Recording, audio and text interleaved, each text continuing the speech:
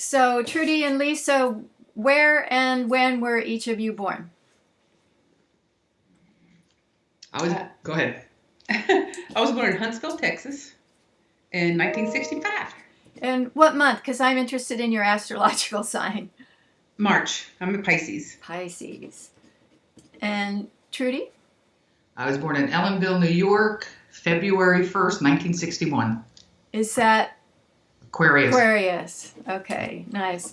And then what kind of education, work path have each of you taken? And Trudy, how'd you end up in Texas? I ended up in Texas because a former partner of mine had family in Texas and she wanted to move there from New York.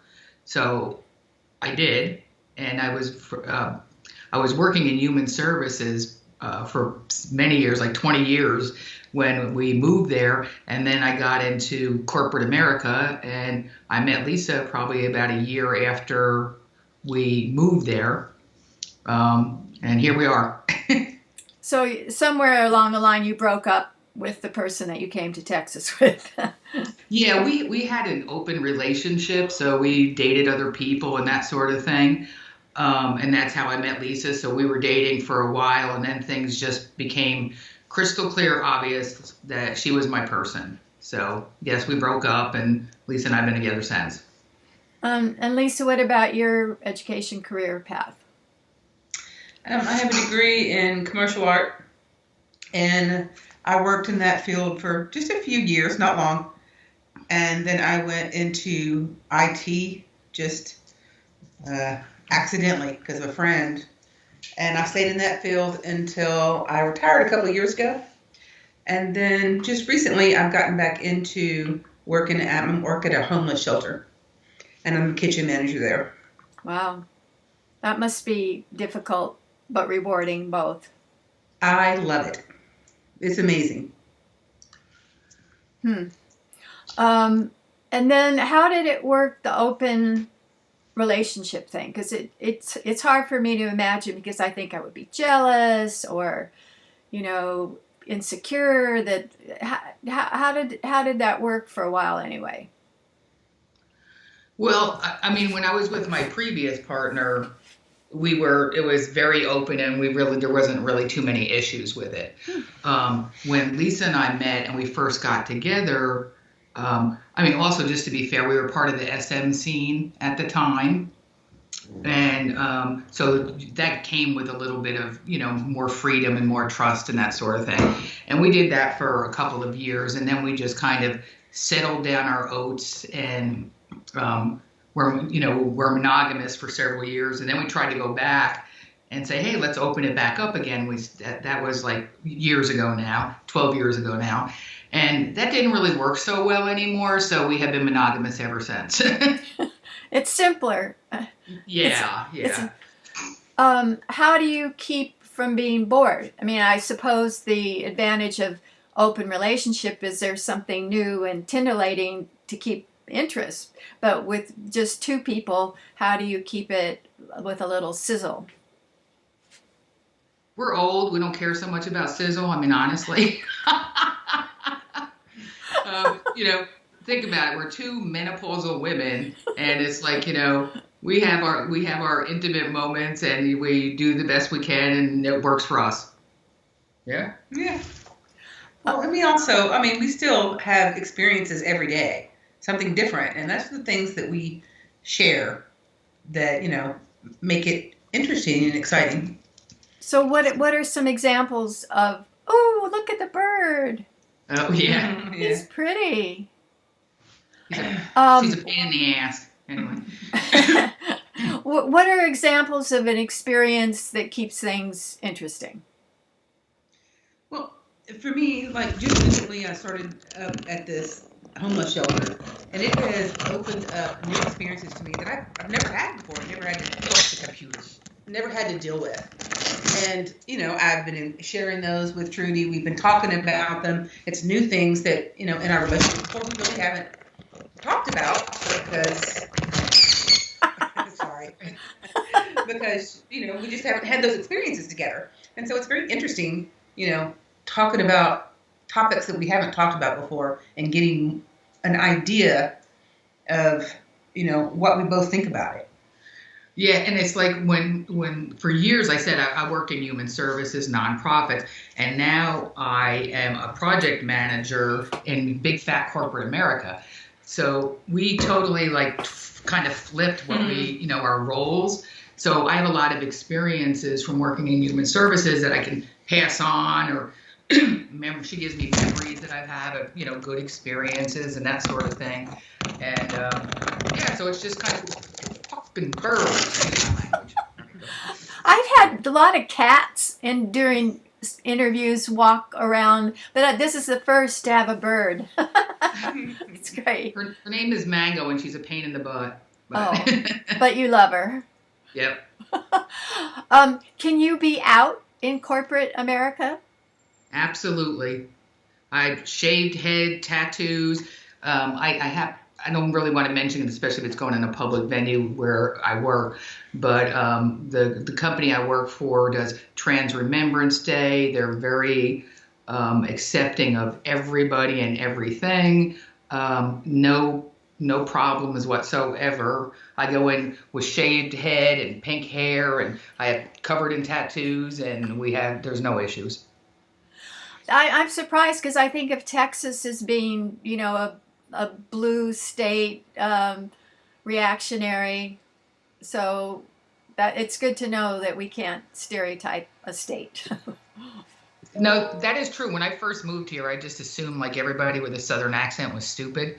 But because I'm from New York, and it's not true. And we live in the DFW area, and this is like the third biggest metroplex in the country.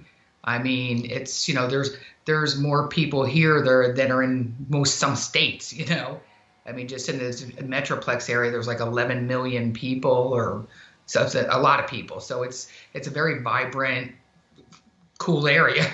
For people who don't know, that's Dallas-Fort Worth. What about your original coming out stories? People's stories are really interesting. What were they for you too? I didn't come out actually until I met Trudy. We met later. I was like 35, 34.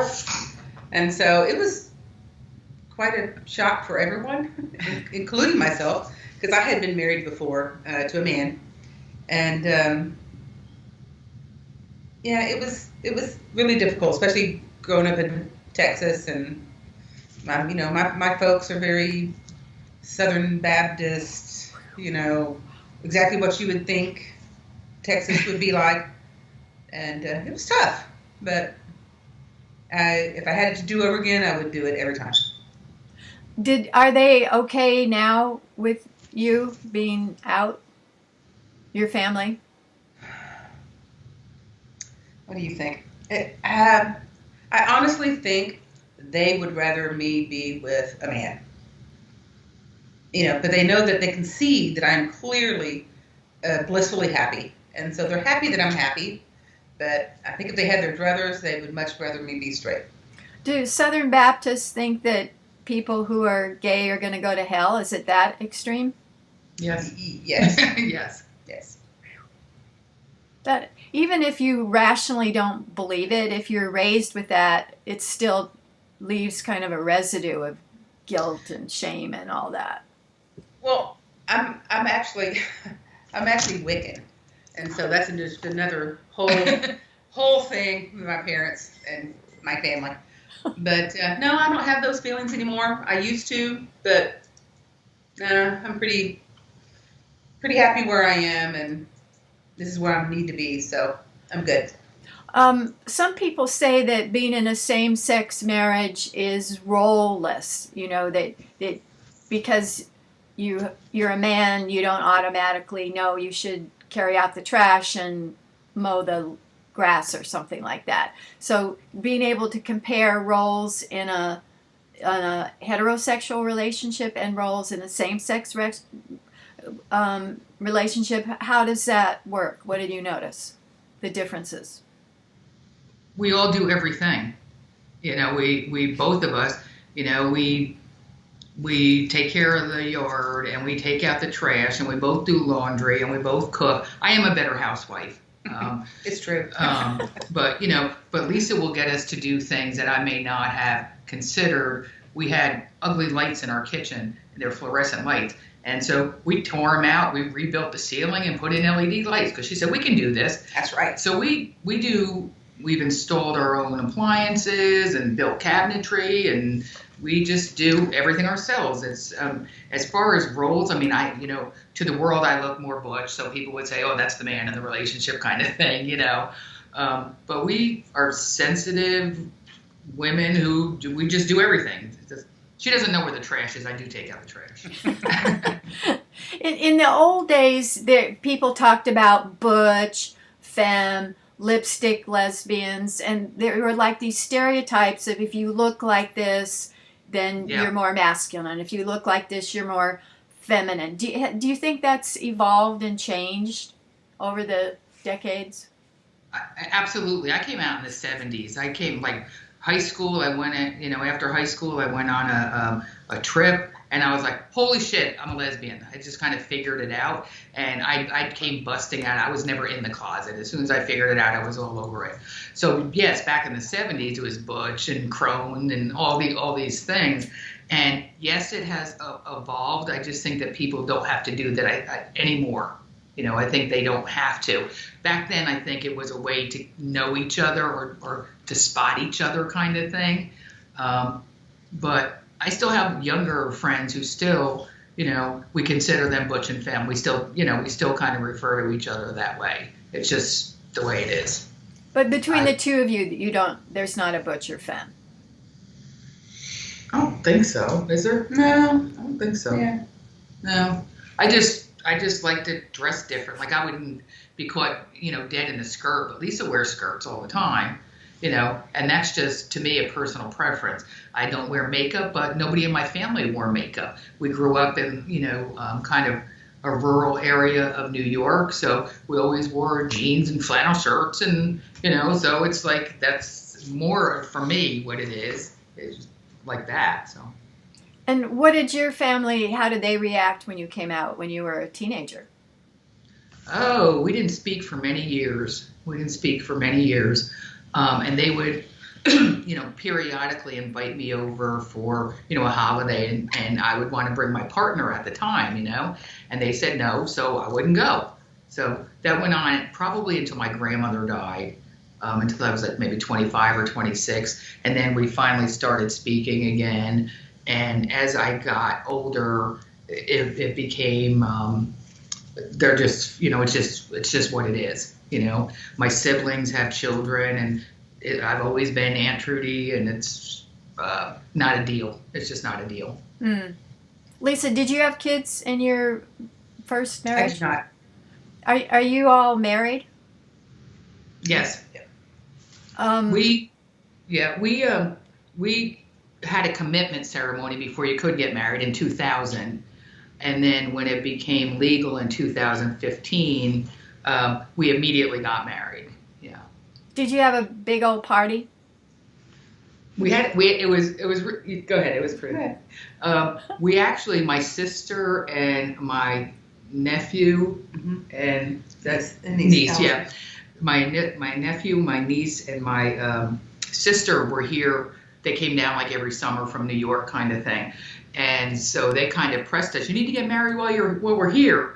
And we were like, okay. So we threw together a little tiny wedding. My niece made us corsages and that kind of thing out of beads and stuff. It was really cool. And it was just my sister, my nephew, and niece, and one of Lisa's best friends, Sam, and our friend Curtis, who was a minister for the MCC church. Came to our house in shorts. We drank a couple beers, and we got married. And then we went out we have a Russian restaurant that we like to go to. So all our friends met there. We had this big dinner. They decorated our car, just married, Mrs. and Mrs. And then we went to our favorite bar and partied all night with our friends. So it was pretty fun. It was. Has it made a difference being married to your relationship? No. No. It was just an excuse for a good party. Well, I mean, the difference that it's made is more like financial, honestly. And You also know, the legal stuff. If someone's in a hospital, you want to know right? that your Exactly. partner, your wife can. Do you say my wife, my partner when you introduce? What words do you use? Wife. I tend to say partner only because I've said it for so long, it's just stuck in my head. But if I actually put a thought into it, I say wife. But usually it's partner. So what have been the areas of conflict? I mean, if we're imperfect human beings, there's going to be areas in any relationship where there's some friction, so we can smooth off our rough spots. Is the way I think about it. So, what have been the areas where you've disagreed or had conflict, if any? We It's going to sound ridiculous. We don't really have much conflict. We really don't. We've had a few big incidences. The one where we tried to be poly again and open up our relationship and see other people was just a mess, and that almost ended us for lots of reasons. As you would think. And that's probably the last time we got into a big argument was 2008. I mean, snip. We snip at each other sometimes. But we really don't argue about things. We discuss things. We talk through everything. Mm-hmm. We are big communicators. Some people say don't go to bed angry. Do you follow that? Or some people say, well, it's better to have some time to get cool and think things through. Go ahead. I was going to say Lisa likes to cool down, but I won't allow her. It's true. I have to resolve it immediately. So, and I tend to want a few minutes because I don't want to say something that just out of anger that I will regret and don't mean. And so I tend to kind of slow it down a little bit. And so you compromise on it, on the speed of resolution? yeah, because she knows that I want to, deal with it, and I'll go. Maybe she went in the other room, and I'll go in the other room and say, I need to talk about this. She goes, I know, and I'll come out and I'll go have a cigarette. I'll go take the dog outside. I'll do something else, and I'll give her a few minutes, and then we can usually work through it. Yeah. And do you have, like, if you were advising a young couple how to work through conflict, what would you advise them based on your years together?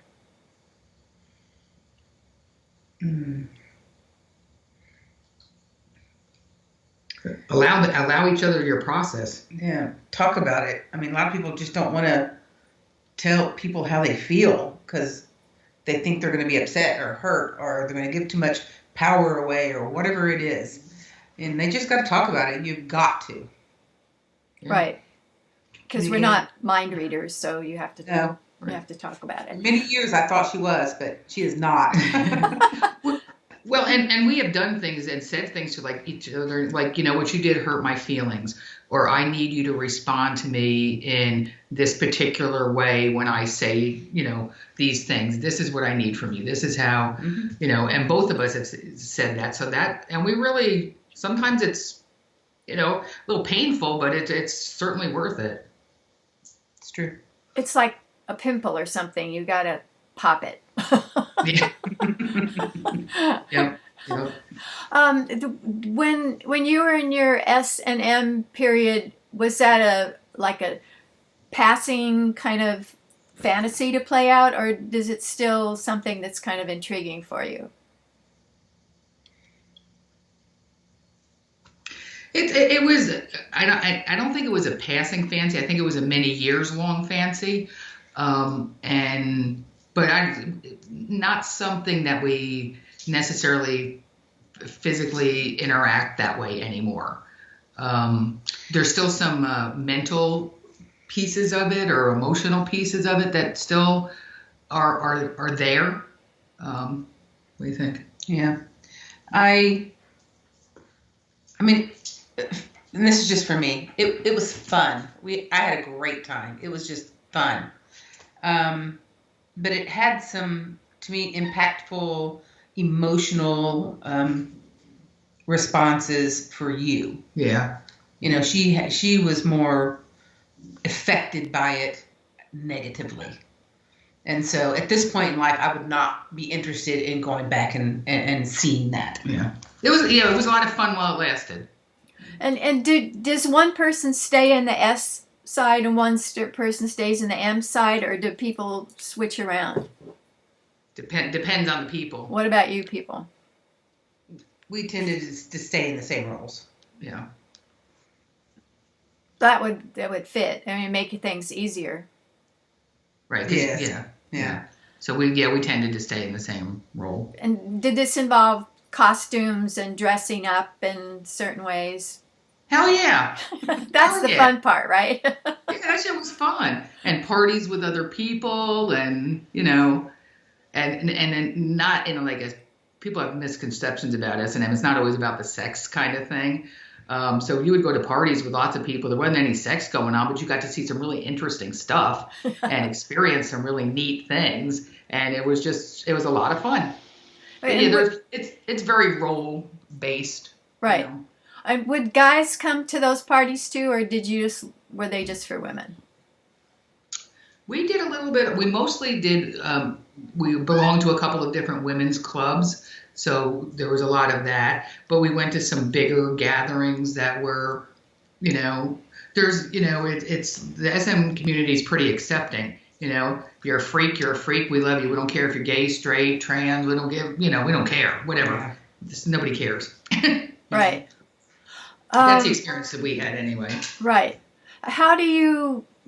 It sounds like in terms of division of labor, housework, cooking, you just share. It's kind of, you don't have it planned out. You're going to cook on Wednesday and I'm going to cook on Thursday kind of thing. No, I mostly cook because I enjoy it. And my language of love is service. So it brings me great joy to cook for other people. So. Lisa, what's your love language? I don't know. They have a little test. It's in that five love languages book. What is it, Trudy? It's service, touch, words. Affirmation. Affirmation. Yeah, you're probably affirmation and touch. I don't know. I never did it. Yeah. Well, it's fun to do. And what about money? Like, do you have separate bank accounts, or is everything put together? Because that can be a source of conflict for couples. It can be. No, we put it all. We put ours all together. I tend to manage the finances, but it's just paying the bills and doing this and saying, all right, here's how much we have left this week for ABC or whatever like that, but everything's in there together. For some couples, there's one that's a spender and there's one that's a saver, and they have conflict over, oh no, we shouldn't spend that, and the other one says, oh yes, we should, but that sounds like it's not an issue. Unfortunately, we're both spenders. Right. So yeah, like before we talked to you today, Lisa had to get some boots, so we ran to the mall so she'd get the boots. And after we're done talking at you, she wants something else, so we're going to make another trip because she wants this bag. So it's like, okay, so we're both spenders. Yeah, it's true. But who says, oh wait, we got to put money into a savings account and invest for our old age kind of stuff? It's probably me. No, probably me. We suck at it. Yeah, we're bad. We suck. Now, we do have investment accounts. We have 401ks. We have a little bit of savings. And periodically, we make a New Year's resolution. All right, no more, ridiculous spending after. Impulse buying. Yeah. Because we're the kind, if we want something, we just go get it. We're fortunate that we both make pretty good money, so we just do. But that's a good idea to have money taken out and put into a 401k or something like that. Right. So that's good. we have all those things in place. Okay. And stocks and stuff like that. So yeah.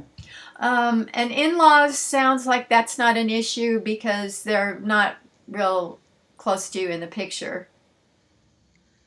I see my parents pretty often. Yeah. Once a month, maybe.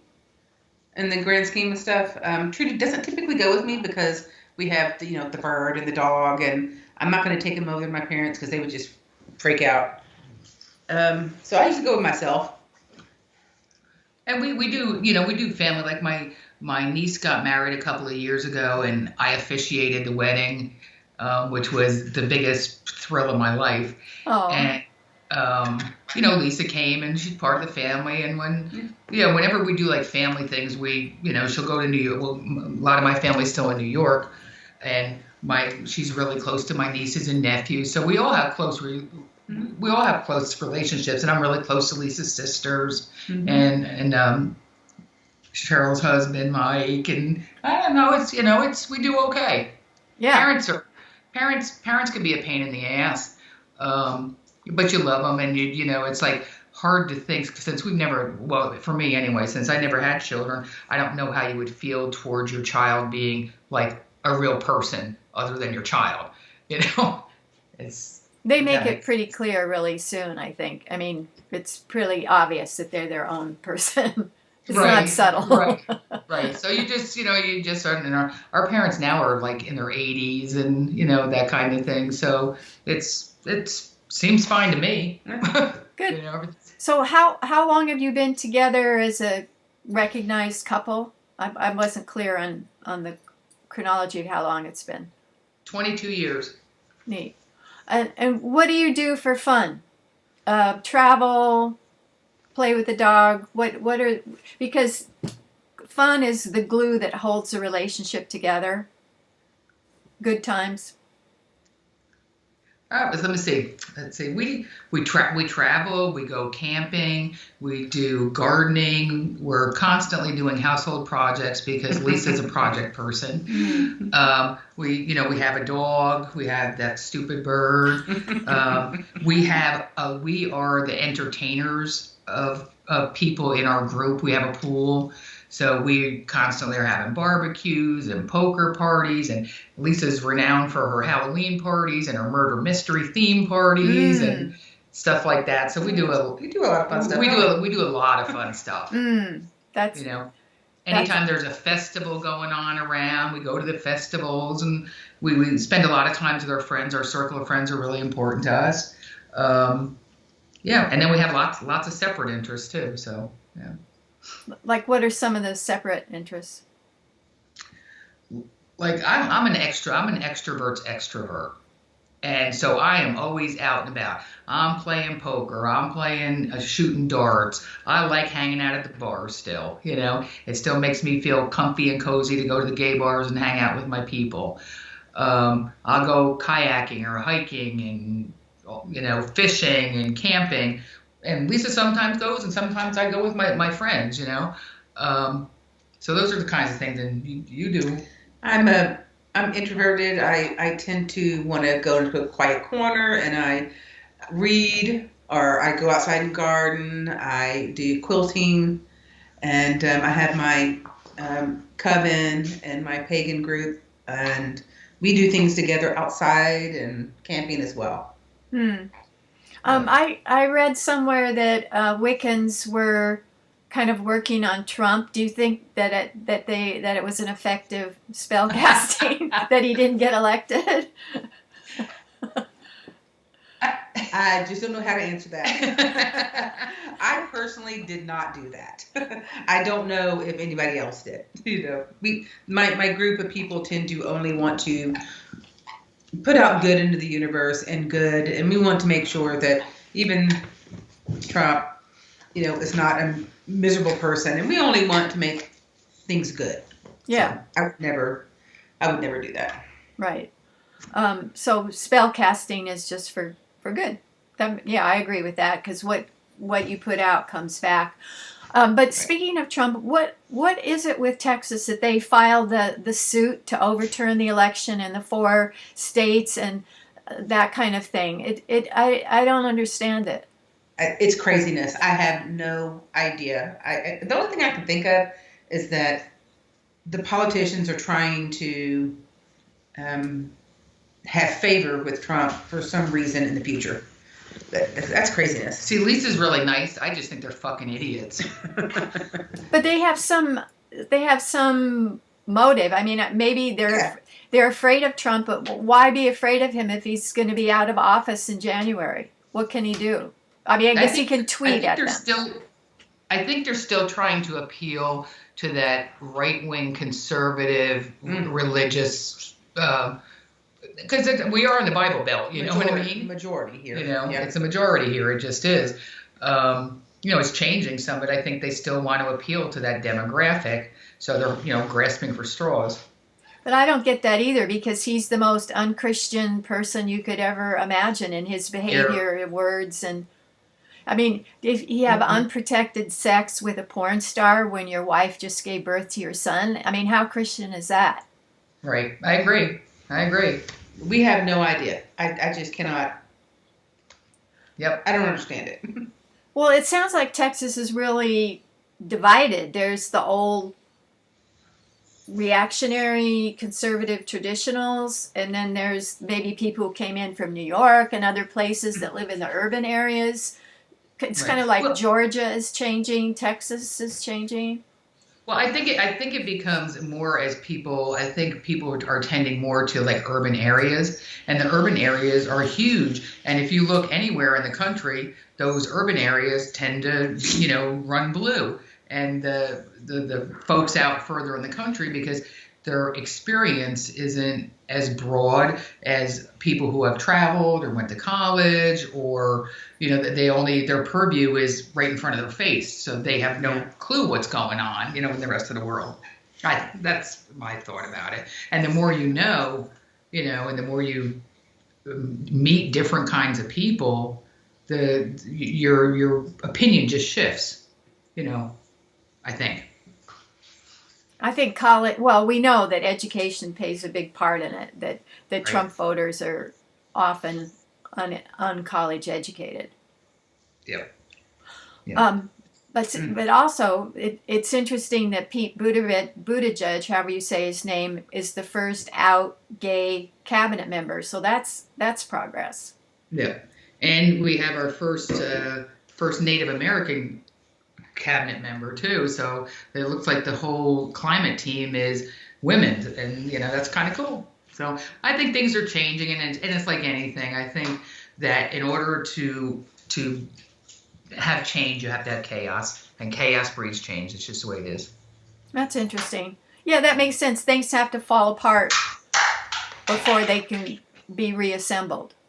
Right. So some people, like the book How to Get the Love You Want by Harville Hendrix, said we pick the familiar in terms of our parents' relationship. We either pick something similar or the opposite, but it's kind of a reaction to our parents' relationship. Do you see any of that in your marriage? We were talking about that earlier. It was interesting. And Lisa told me I reminded her of her father. But are you talking more about like our parents' relationship or our parents? Yes. So actually, I'm trying to think. Let me think about this. I don't think that we have the relationship my parents do. My mother is very, my mom and dad's relationship are very, the man rules the house.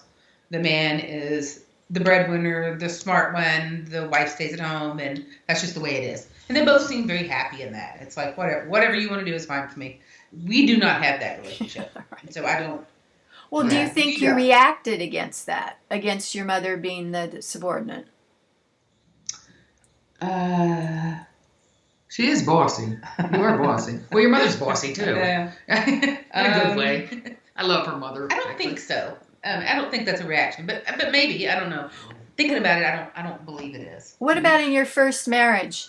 Was there that kind of power differential, or were you more equal in your first marriage? There was he was much more the boss, and I was the subservient. So yes, that was much more like my parents' roles. So you probably reacted to that. Maybe, yeah. Did you initiate the divorce, may I ask? We had lots of horrible times, but he did. I'm the kind of person that if I'm going to get married, I intend to stay married. The divorce to me is not something that I would have ever thought I would be a part of. And I probably sooner or later would have initiated divorce because I was just miserable. But because he did, it was easy. And then, once he came back and said, "Hey, I want to get back together," I was going, "No, I'm done. Nope." But yeah, I don't know that I would have anytime soon, which is sad. What about you, Trudy? Do you see any kind of similarities or opposition to your parents' relationship, or?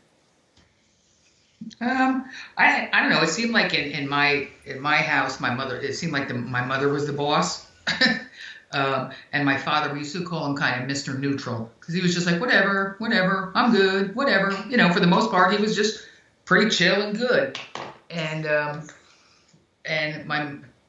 So I guess I might be a little bossy, and I guess we're. But I don't see. I don't. I don't know. I've always been I don't know. Trudy, you want to comment on that? I mean, Lisa, comment on that. I don't really know if that's I don't know the answer to that either because I didn't know her father very well before he passed away. And because they live in New York, I didn't see a lot of their interactions. But I would say that our relationship's not like theirs. Yeah. At all. Yeah. They were like, I think they they seem very apart from each other to me. Yeah. Sometimes, yeah. Yeah. If you believed in karma, what would you say karmically brought you together that you've learned from each other as a couple?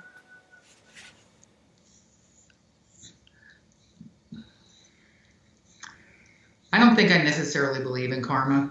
But if you did, what? Yeah. Forget the karma part. What have you learned from being with Lisa? What have I learned? How have you changed?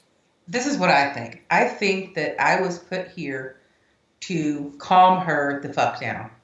And I think she was put here to help me fly the way I need to.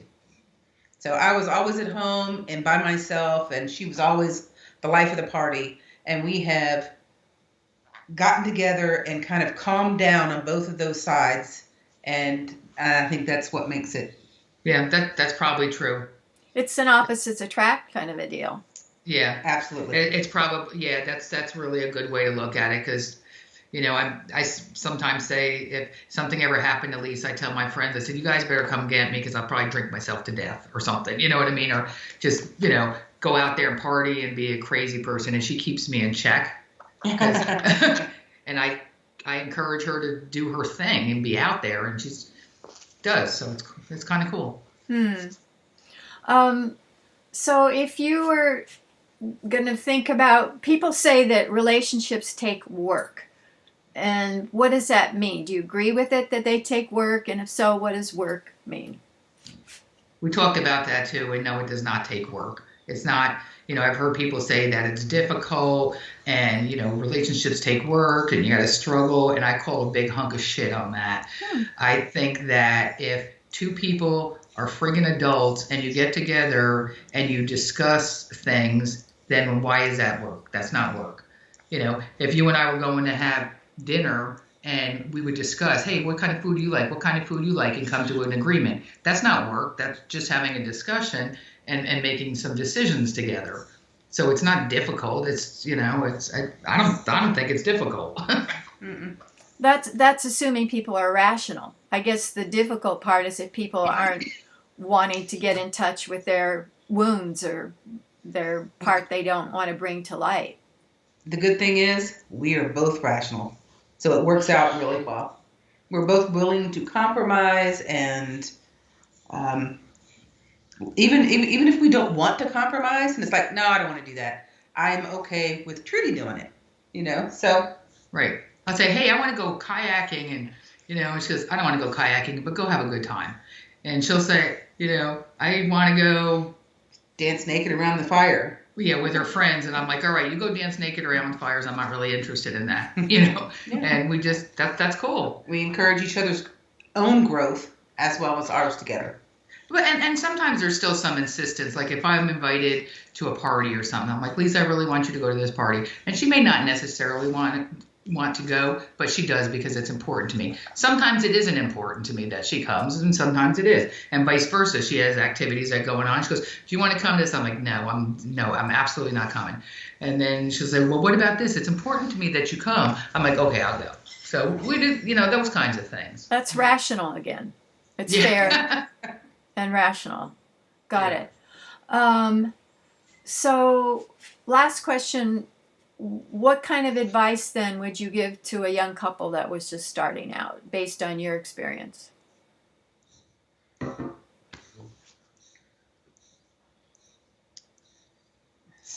Stop overthinking everything. I'm an overthinker. I think and worry about everything. And in the big scheme of stuff, it has not served me at all or my relationships. And so just, stop. Let it come naturally. Don't worry about it. Let it grow. Yeah. I mean, I think we are two different people. I have not stopped being the person I always was, before Lisa. I'm still that person.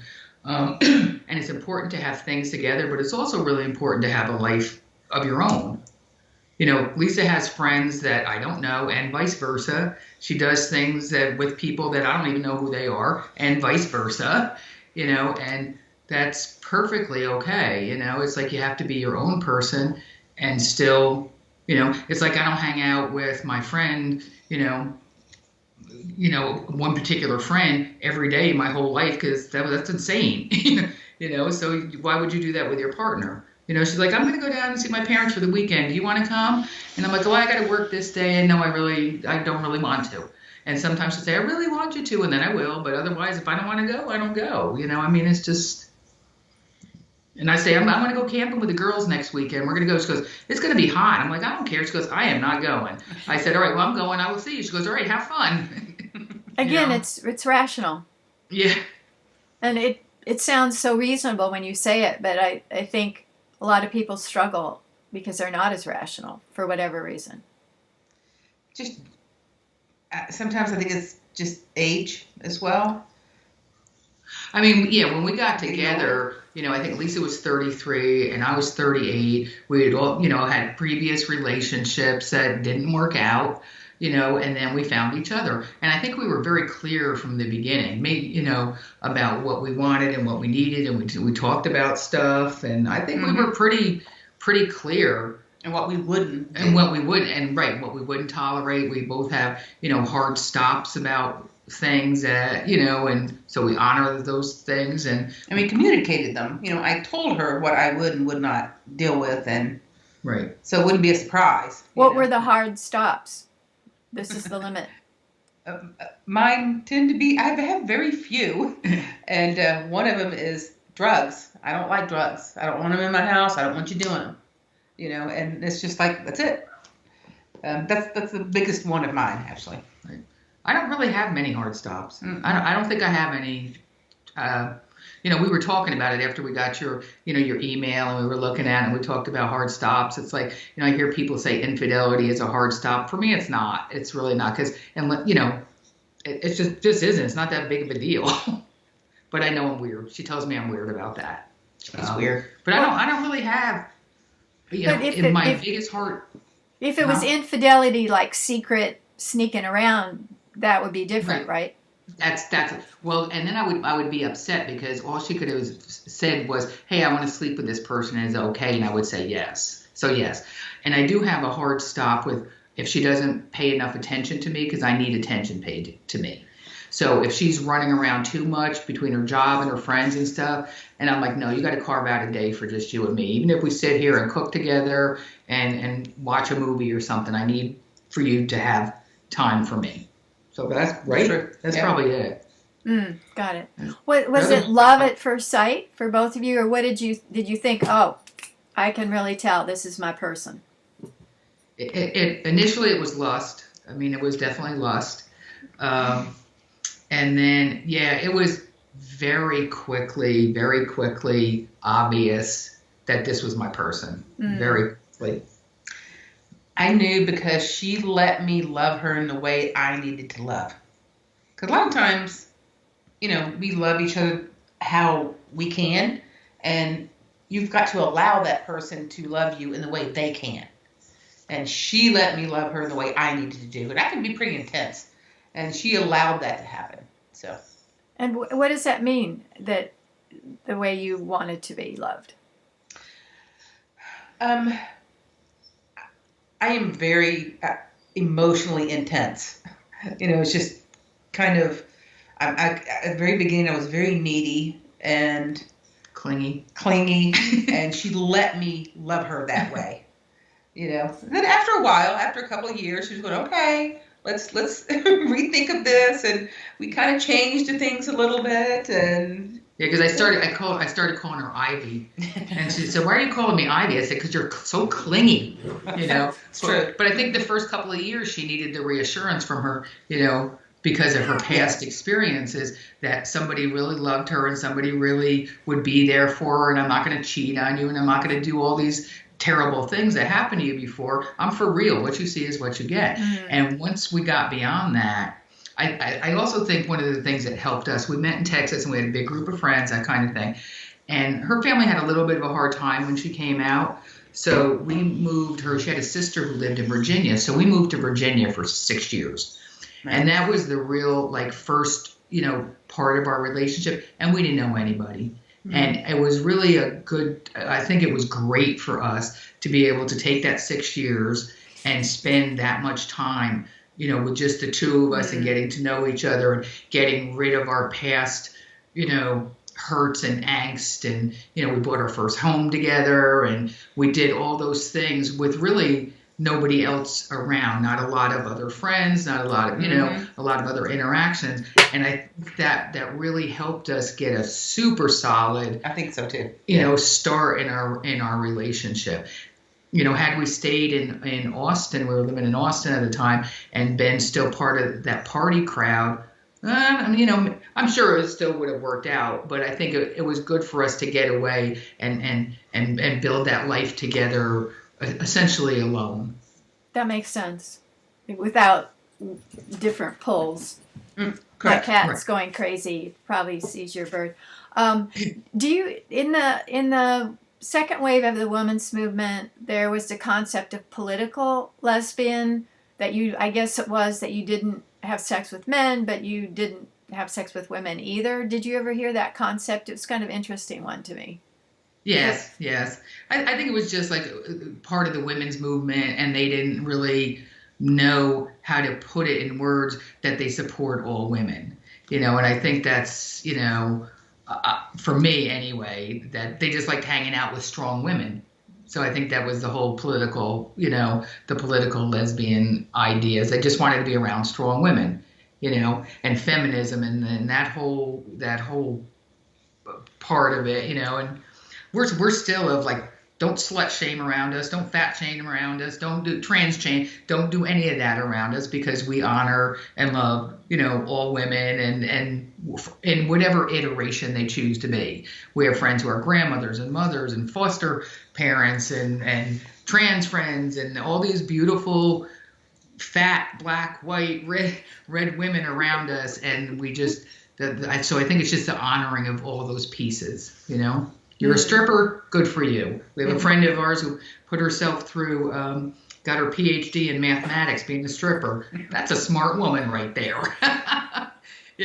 So it's and I think I think it was just an honoring of all that is female, What do you hear about the women's movement lately, or in your community? What do you hear as feminist themes, or what are you thinking about in terms of them?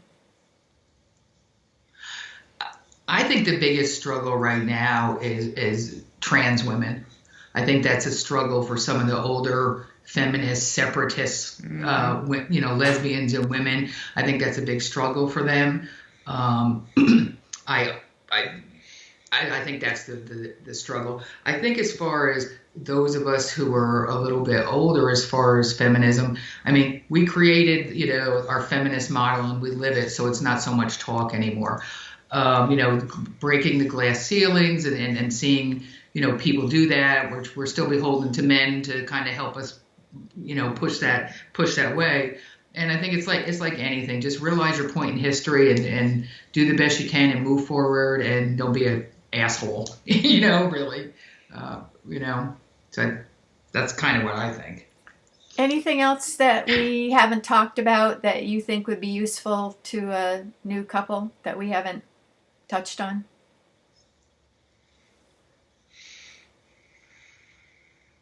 I'm just gonna think of. Check your expectations at the door. But you're check going to be yourself. happy ever after? Or anything, or check what you think a relationship should be, and just let it evolve into what it becomes for you. We have Preconceived ideas. preconceived ideas of what you think it should be. Just open yourself up, check yourself, and let your relationship become what it is. Probably Hollywood movies probably do a lot of damage because they create these unrealistic expectations of what love is. And, Agreed. And people are raised on that. Surely, as rational adults, we can realize that these movies aren't what life is really like. Life is not a Hallmark movie, Yeah. for God's sakes. Thank God. Okay, great. Thank you.